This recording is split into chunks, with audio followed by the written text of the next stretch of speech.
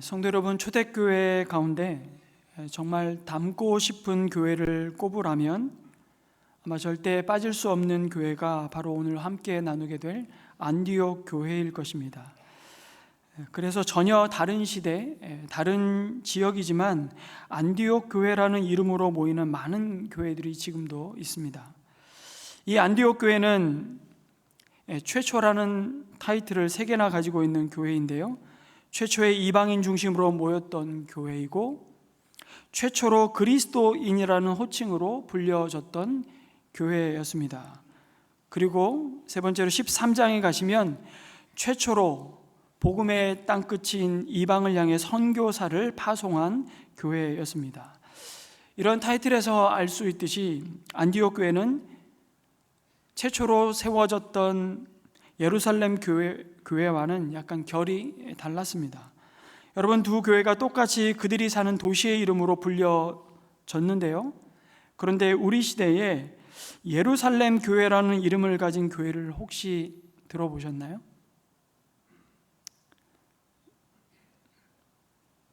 별로 아마 찾기가 쉽지 않을 겁니다. 제가 인터넷에 검색을 해보니까 예루살렘 교회가 있더라고요.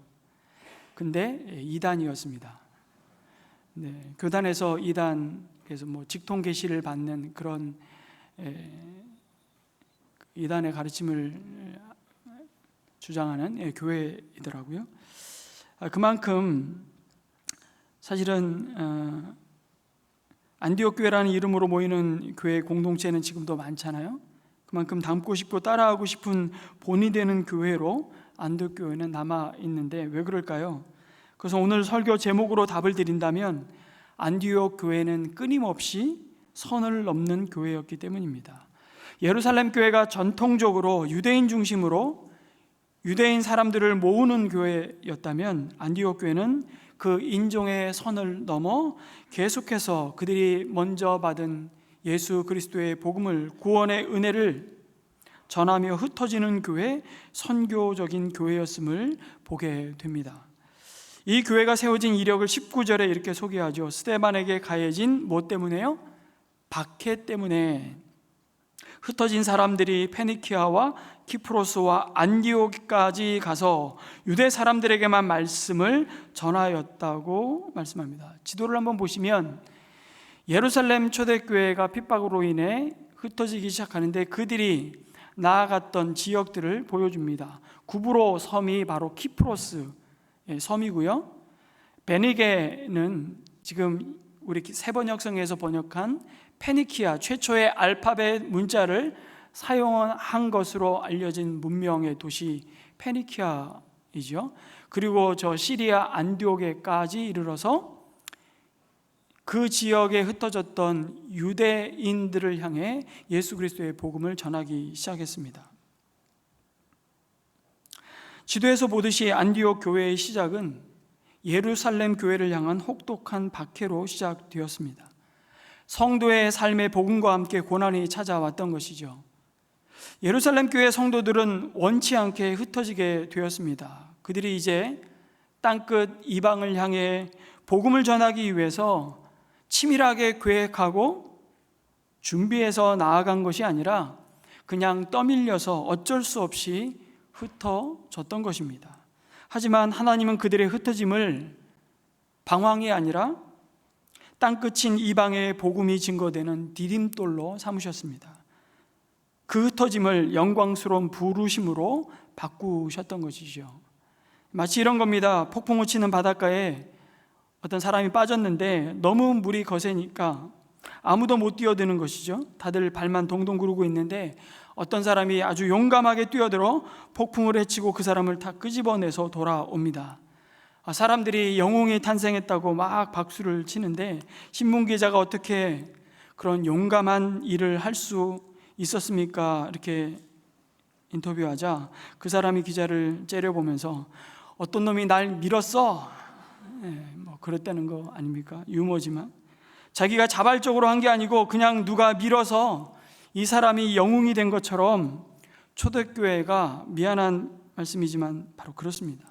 상황은 참 고통스러운데 하나님은 그들의 발길이 닿는 곳마다 이방인에게 주님의 복음이 증거되는 복의 통로가 되게 하셨던 것이죠. 그 첫 번째 열매가 바로 안디옥 교회의 탄생이었습니다. 이게 참 신비한 영적인 법칙이죠. 여러분, 우리는 환경이 좋으면 무탈하고 고난이 없고 우리 몸도 건강하고 애들도 참 말 잘 듣고 어쩌면 그렇게 스스로 공부를 척척 알아서 잘하고 남편도 성실하고 참 착해서 경제적으로 어려움이 없으면 여러분, 우리 신앙생활을 잘 할 것 같죠? 대답이 없으시군요. 아니에요. 그렇지 않은 거 우리 너무 잘 경험합니다.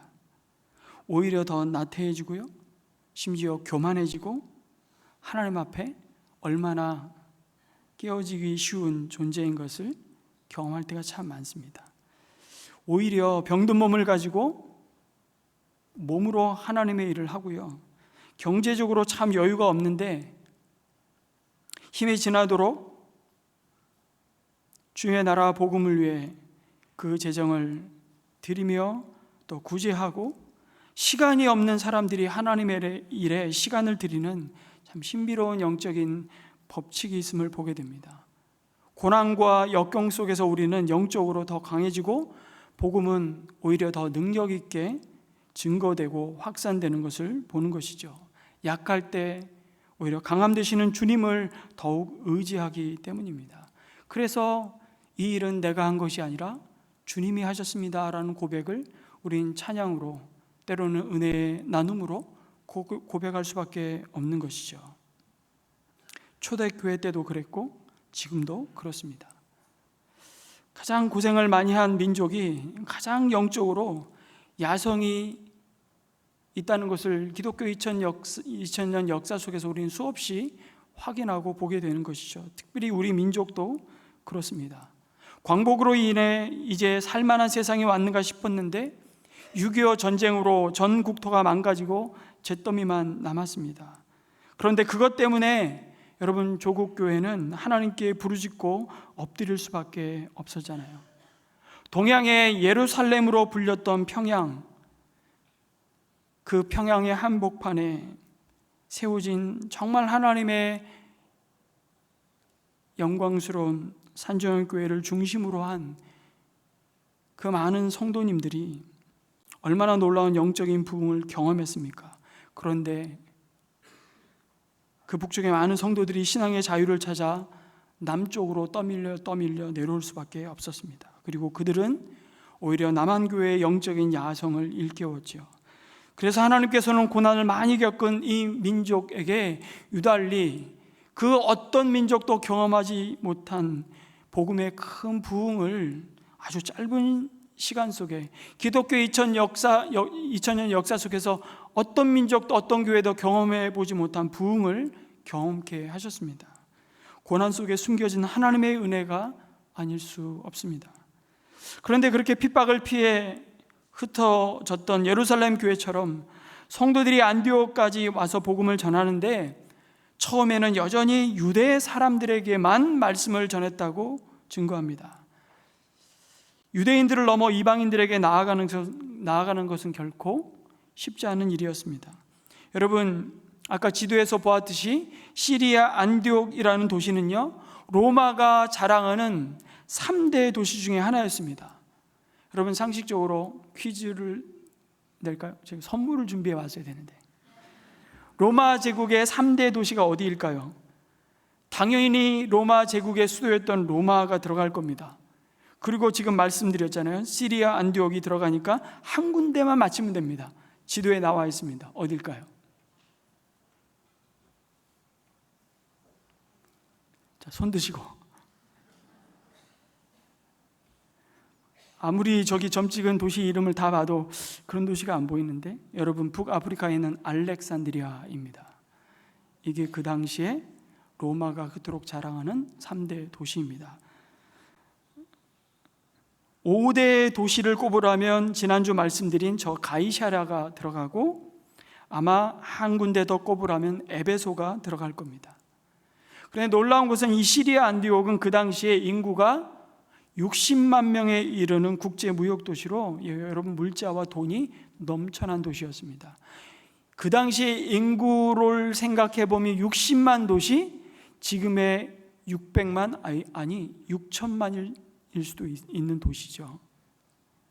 배너에서 보는 영화에 등장하는 그 마차 경주가 거대한 원형 경기장에서 이루어졌고, 여러분 그리스에서 시작된 고대 올림픽 경기가 이 시리아 안디옥에서도 이루어졌습니다. 그리고 여러분 잘 아는 바쿠스,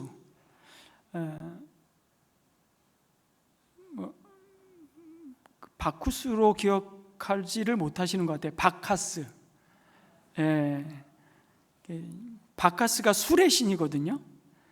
근데 술 취한 사람 술깨라고 바카스를 이 이름을 붙였는지, 여러분 그 바카스라는 술의 신을 섬기는 대표적인 쾌락의 중심의 도시였습니다. 시리아 안디옥이. 그래서 당시 역사에 보면 고대 도시들 중에서 밤에도 불이 환하게 켜 있는 얼마 안 되는 대도시 중에 하나였다고 합니다. 그러니까 예루살렘에서 온 성도들이 안디옥에 들어서면 세상의 그 화려함과 웅장함에 기가 확 눌리는 그런 도시였다는 것이죠. 여러분, 식민 통치를 받는 피지배 백성이 그들보다 인간적인 눈으로 볼 때 경제적으로나 문화적으로나 정치적으로 월등히 우월하다고 생각하는 사람들을 향해 자신의 믿음을 증거한다는 것은 결코 쉬운 일이 아니었을 겁니다. 핍박을 피해 흩어진 성도들이 헬라인, 로마인을 향해서 넘어서야 할 복음의 장벽은 생각보다 훨씬 컸을 겁니다. 그래서 스데반의 순교로 촉발된 핍박을 피해 흩어진 성도들이 안디옥까지 이르러 복음을 전했으나 처음에 그들의 전도는 같은 동질성을 갖고 있는 유대인이라는 인종적 울타리를 벗어나질 못했던 겁니다. 그러다가 놀랍게도 몇몇 키프로스와 구레네 성도들이 안디옥에 이르러서 그리스 사람들에게 말을 하여 주 예수를 전하였다고 말씀합니다.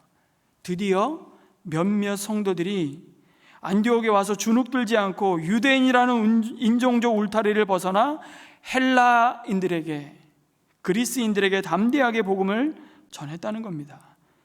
그런데 성경은 그들의 이름을 밝히지도 않습니다. 이 무명의 그리스도인들이 누군지 우리는 알 수 없습니다. 분명한 것은 세상에서 이들은 무명한 자들이었을 겁니다. 화려하고 웅장한 제국의 도시 속에서 그들은 어쩌면 만물의 찌꺼기와 같은 자들로 여겨졌을 겁니다.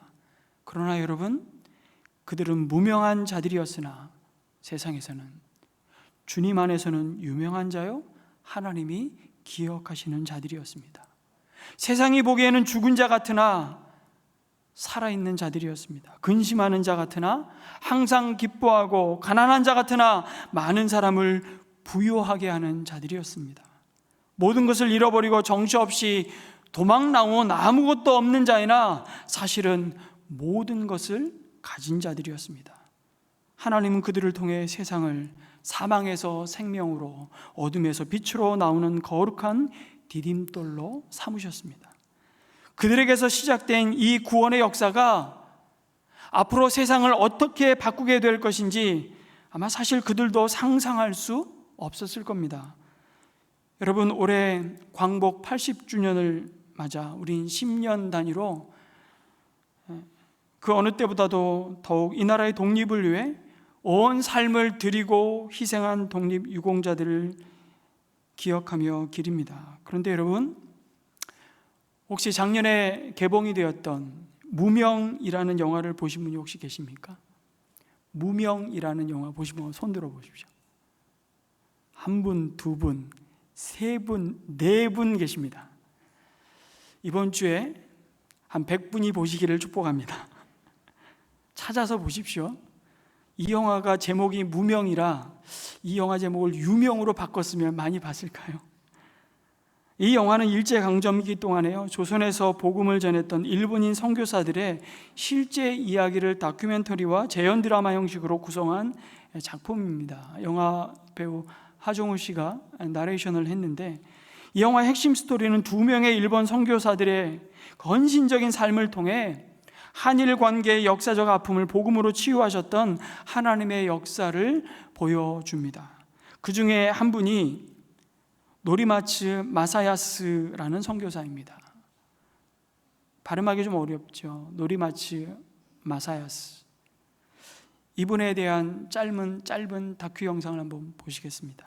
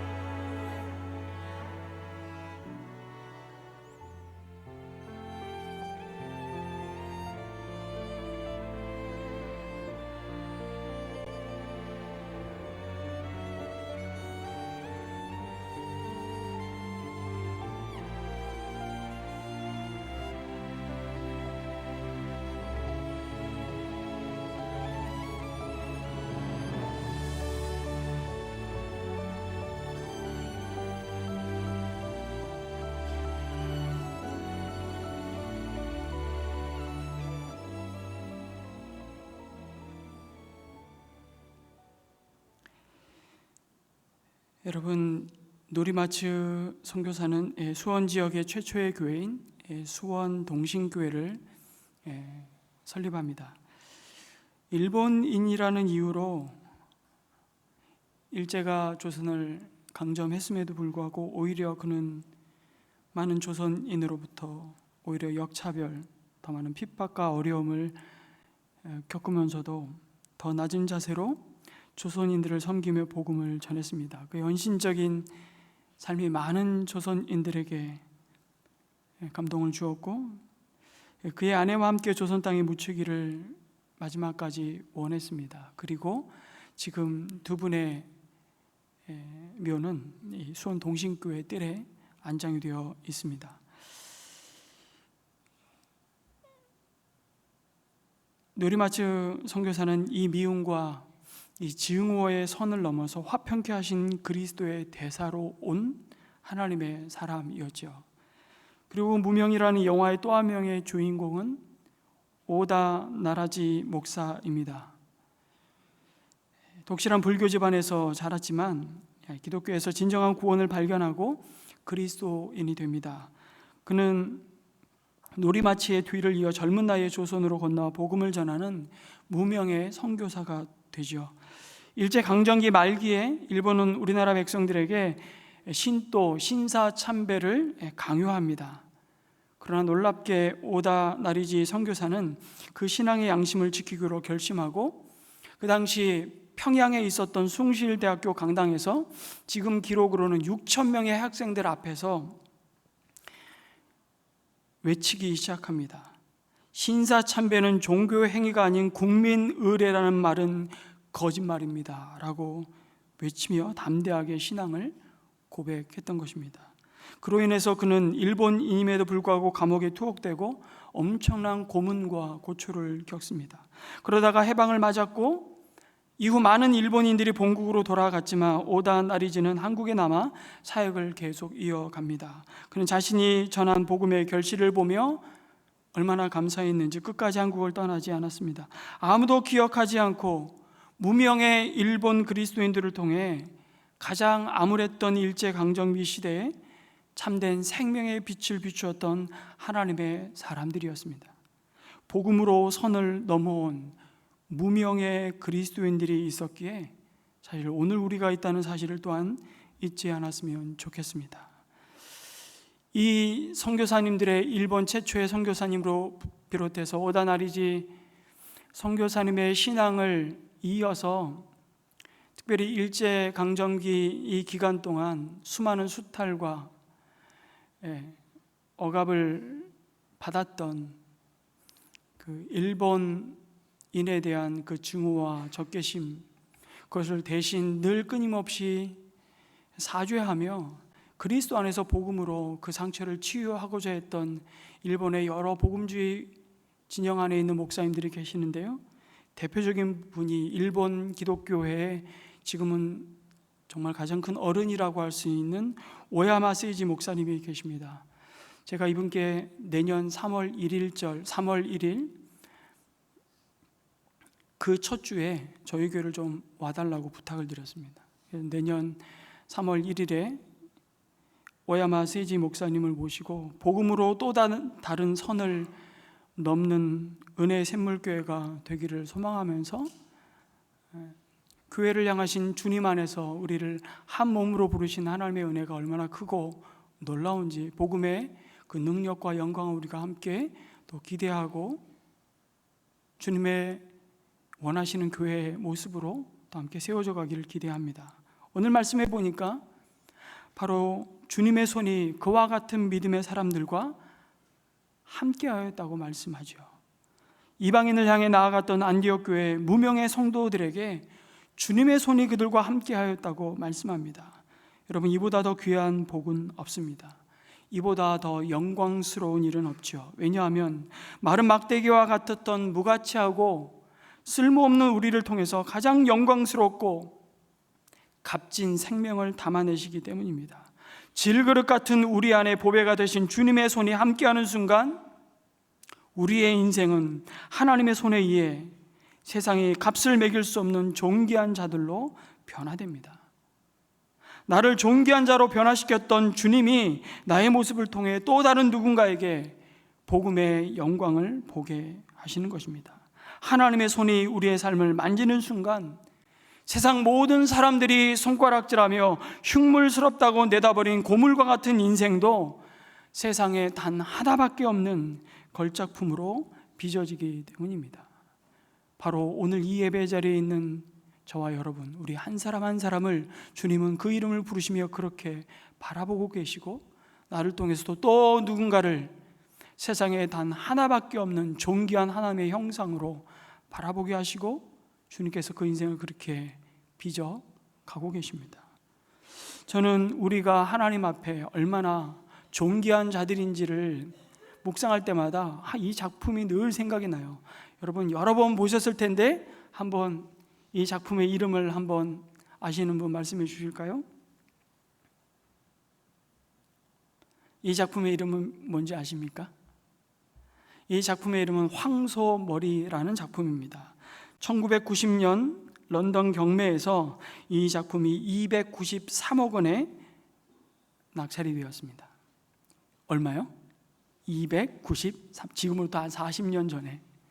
근데 지금은 경매 시장에 나오지도 않습니다. 나와도 이 값을 매길 수 없다고들 얘기합니다.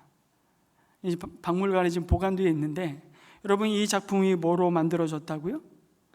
쓰레기통에 버려진 자전거 핸들과 안장을 주워다가 안장 뒷부분에 핸들을 붙여 만든 것입니다. 원재료값 없음. 어떻게 쓰레기 더미에서 주워온 자전거 안장과 핸들로 이 놀라운 세상에 단 하나밖에 없는 작품으로 변화되었을까요? 이 작품에 누구의 손길이 담겨져 있기 때문이죠. 피카소가 거리 지나가다가 버려져 있는 자전거 안장 핸들 떼가지고 거기다 그냥 용접해가지고 붙이고 작품으로 명을 붙인 거예요. 여러분, 드리고 싶은 말씀이 이겁니다.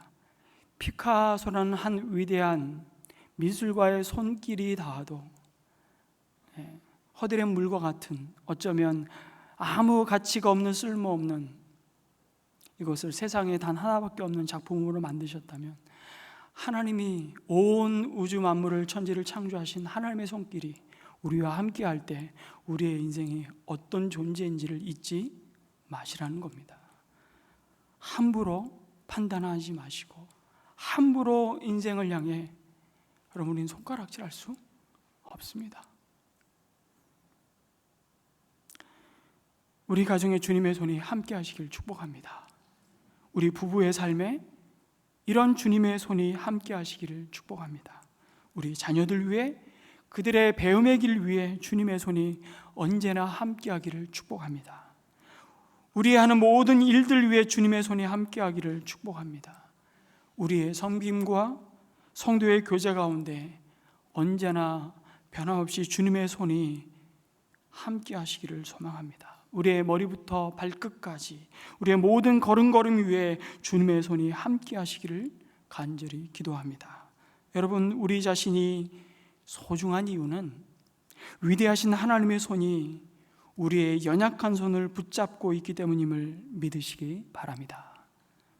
우리가 아무리 출세하고 아무리 우리의 이름을 온 세상이 주목하고 그 이름을 떨쳐도, 아무리 많은 것을 손에 쥐고 있다 해도 여러분, 하나님의 손에 사로잡혀 살지 않는다면 우리 인생은 곧 허무해질 수밖에 없습니다.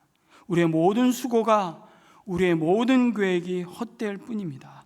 바람을 잡는 일일 뿐이라고 전도서 지혜자는 우리에게 이미 말씀하시고 가르쳐 주시죠. 그러나 주님의 손이 함께 하시는 그 인생에 담아내는 그 삶의 모습은 너무나도 경이롭고 놀랍습니다. 오늘 뭐라고 말씀하십니까? 주님의 손이 함께 하시니 수많은 사람이 믿고 주님께로 돌아오더라. 그 생명의 역사가 안디옥에 일어나는 것이죠. 부흥이었습니다. 성도 여러분, 하나님의 손이 그들과 함께 하실 때 그들의 사업이 성공해서 부자가 되었더라. 하나님의 손이 그들과 함께 하심으로 그들이 유명한 자가 되었더라. 하나님의 손이 그들과 함께 하심으로 모든 핍박이 끝나고 더 이상 고통과 슬픔이 없었다, 이렇게 말씀하지 않습니다. 주님의 손이 함께하는 그들은 가는 곳마다 복음을 전하기 시작했죠. 하나님의 손이 함께하심으로 그들이 누렸던 영광은, 그들이 거저받은 구원의 은혜가 나누어짐으로 날마다 구원 얻는 자들이 더하여지는 열매를 맺는 것이었습니다. 여러분, 안디옥 교회는 그들이 하나님으로부터 부름받은 그 삶의 목적을 분명히 붙잡고 있었던 성도들이었습니다.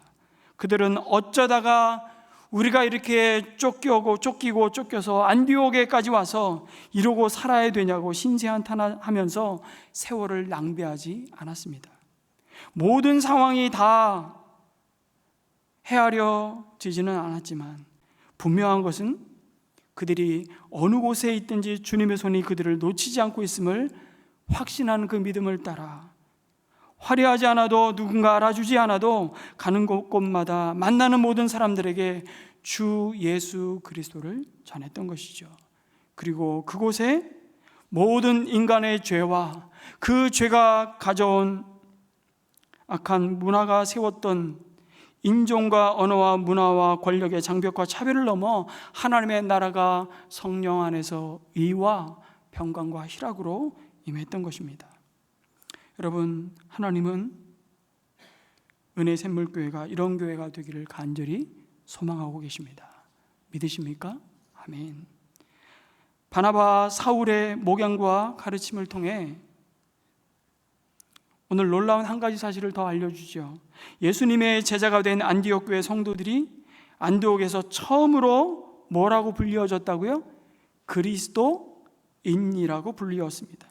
안디옥 교회가 세워지기 전까지 여러분, 이 세상에는 그런 말이 존재하지 않았습니다. 그들 자신이 자신을 향해 그리스도인이라고 말한 것이 아니라 비그리스도인들이 안디옥 성도들을 그리스도인이라고 불렀다는 것이죠. 여러분, 그리스도인이란 말의 의미가 무엇입니까?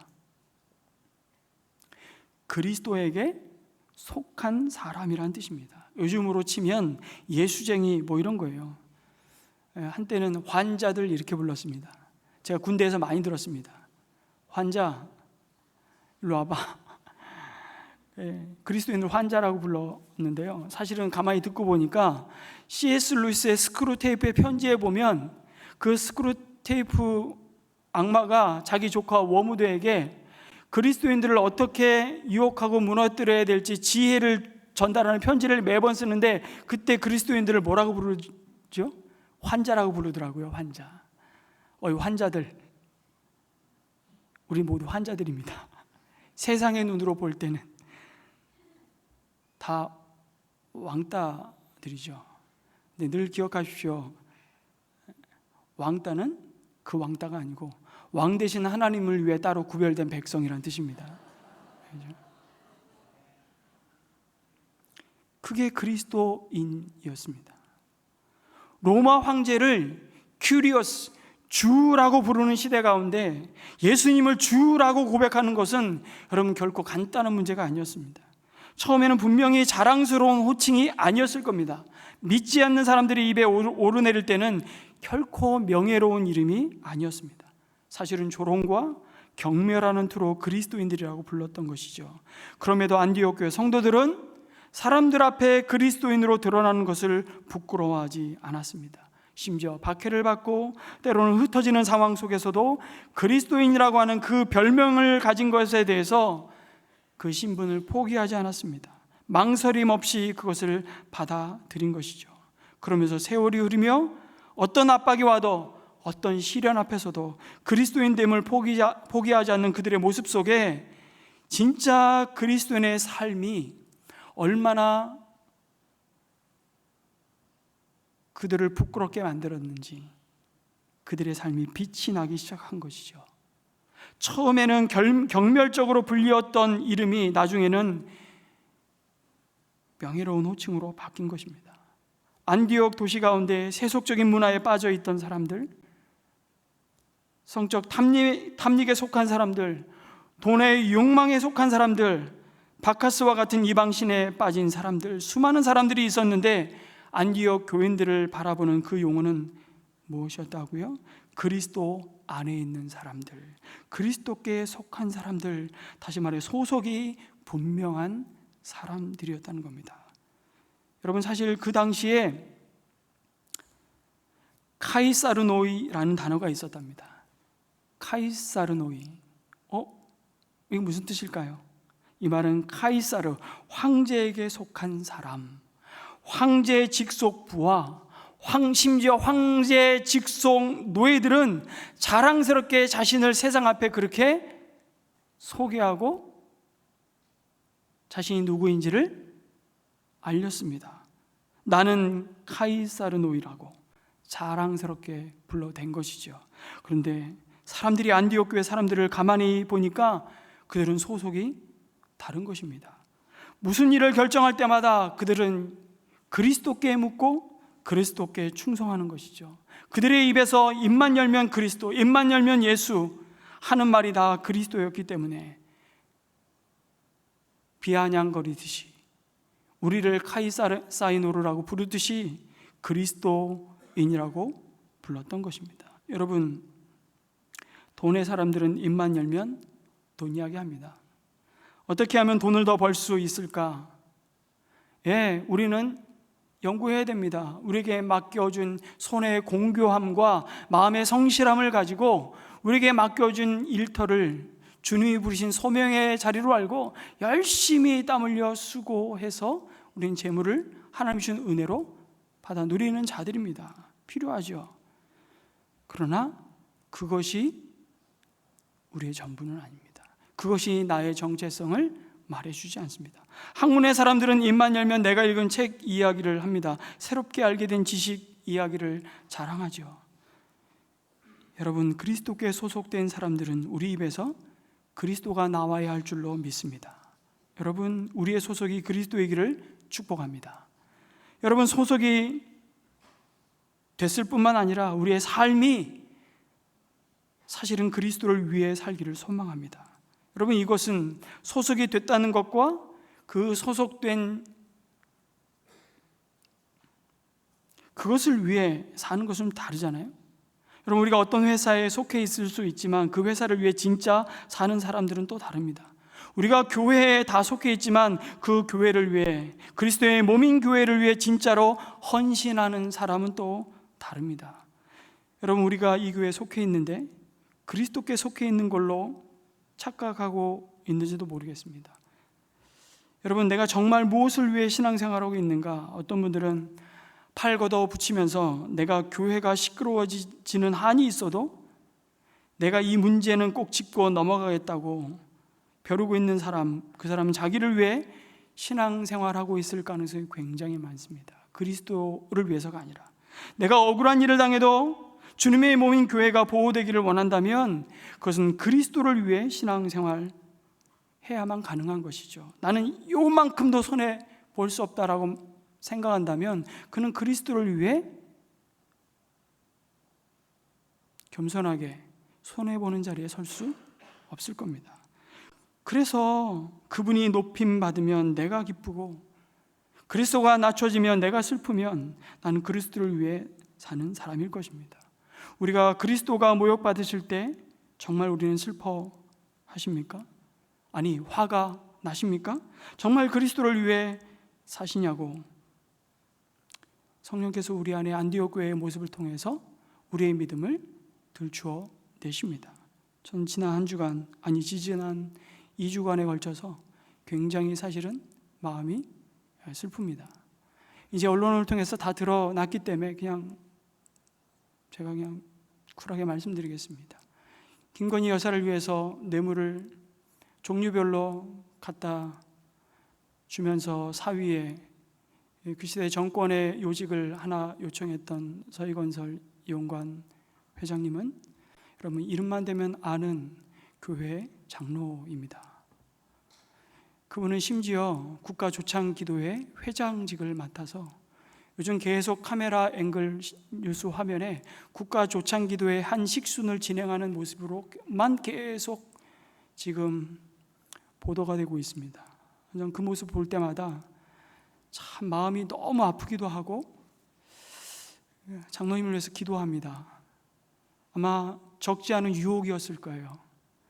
근데 여러분, 정말 그리스도인으로 저는 정말 이 시대에 빛이 되고 소금이 되는 정치인도 경제인도 정말 나왔으면 좋겠습니다.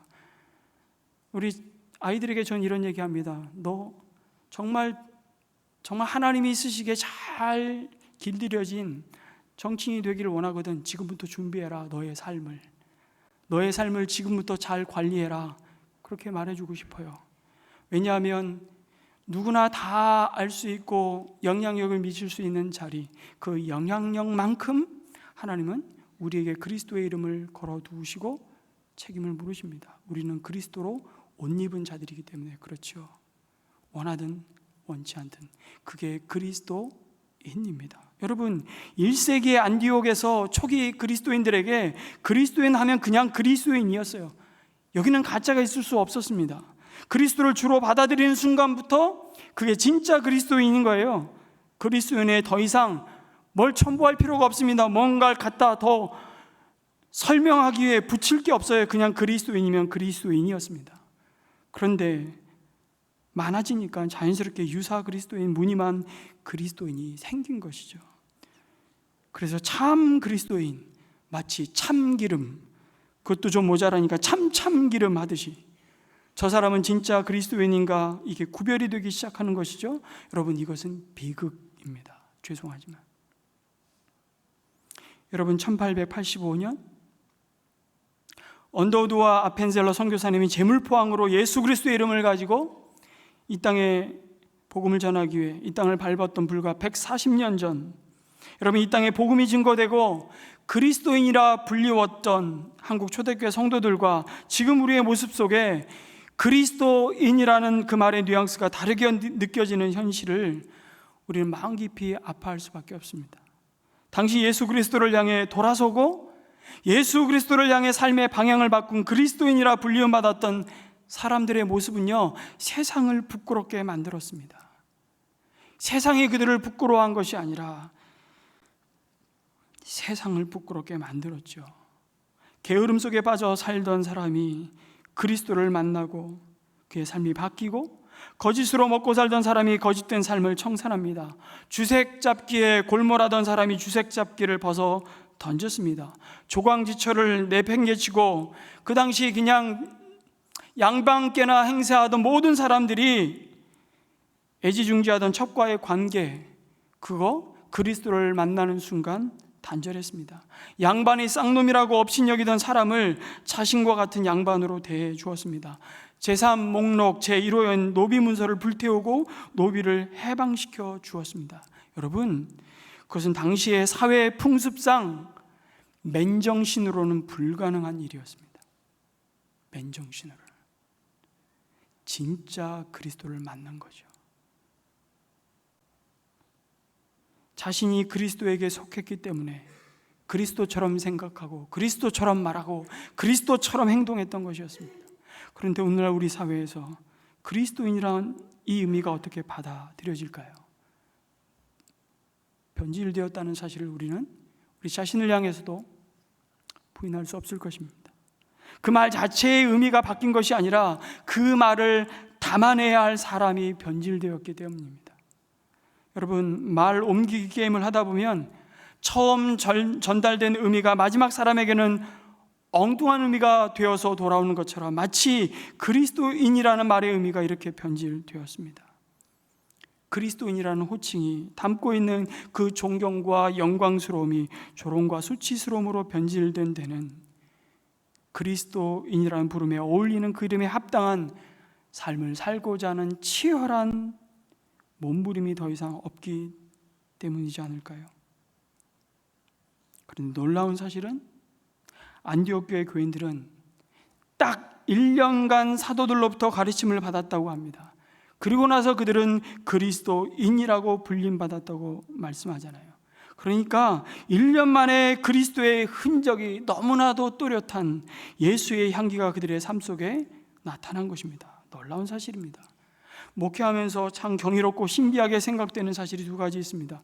그것은 뭐냐면 예수 믿고 교회 나온 지 20년, 30년, 40년이 됐는데도 예수 냄새가 전혀 안 나는 사람들이 의외로 많다는 겁니다. 그런데 또 놀라운 사실은 예수 믿고 교회 나온 지 딱 불과 1년밖에 되지 않았는데 그리스도의 진한 냄새가, 그리스도의 향기가 나는 사람들이 있습니다. 에이, 안디옥 교회 성도들은 그 탁월한 사울이 가르쳤잖아요. 목사님이 사울은 아니잖아요. 제가 회개하겠습니다. 제가 좀 더 노력하겠습니다. 그러니까 진정한 신앙생활은 단순히 교회 나온 연수와 비례하지 않는다는 겁니다. 내가 교회에 오래 다녔다는 이것이 내 신앙의 성숙을 절대로 보장하지 못한다는 겁니다. 무엇이 이런 차이를 만들었을까요? 성도 여러분, 은혜샘물교회 성도 한 사람 한 사람이 이 세상이 만들어 놓은 죄가 가져온 선입견과 편견과 차별로 가로막힌 복음의 선을 넘어서 그리스도를 따라가는 사람으로, 그리스도에게 꽉 붙어있는 사람, 그리스도를 자랑하는 사람, 그리스도를 높이고 그를 갈망하는 사람, 그리스도를 위해 사는 소속이 분명한 그리스도인으로 불려지기를 주님의 이름으로 축복합니다. 아멘.